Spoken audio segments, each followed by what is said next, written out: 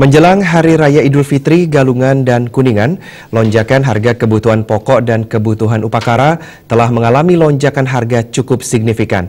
Inflasi harga menjelang Hari Raya ini tentu akan sangat membebani masyarakat yang akan merayakan hari besar keagamaan dalam waktu dekat ini. Kepala Bidang Kerjasama dan Pelindungan Dinas Perindustrian dan Perdagangan Kota Denpasar, Jarod Agung Iswayudi mengatakan, perkembangan harga kebutuhan pokok atau sembako menjelang Hari Raya Galungan dan Idul Fitri mulai merangkak naik dari harga sembako pada hari biasanya. Kenaikan harga sembako dan keperluan upakara tentu akan sangat membebani dan memberatkan masyarakat. Jarod mengatakan ada upaya dari pemerintah untuk membantu masyarakat menyediakan sembako dengan harga yang murah lewat kegiatan pasar murah. Jarod sangat mengapresiasi banyak pihak dan komponen masyarakat serta pelaku usaha yang telah mengadakan kegiatan pasar murah untuk memenuhi kebutuhan pokok masyarakat.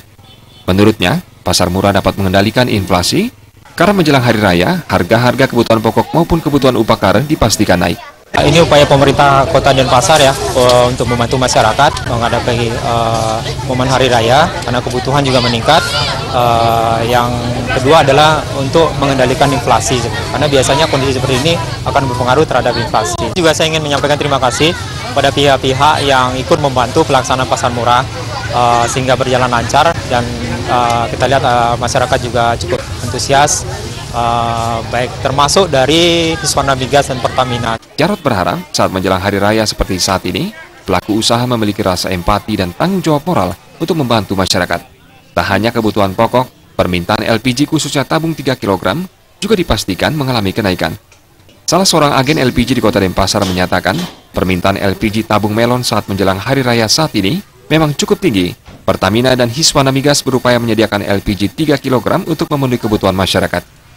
Ya, untuk membantu mungkin masyarakat lebih mudah nyari sembakonya, sekali mungkin dia ambil LPG-nya. Masing-masing orang yang bawa KTP itu dapat bisa ditukar dengan 2 LPG. Terima kasih banyak kepada teman-teman agen, terutama Pertamina yang membuat kita lancar jalannya pasar murah. Indra Wijaya dan Yudi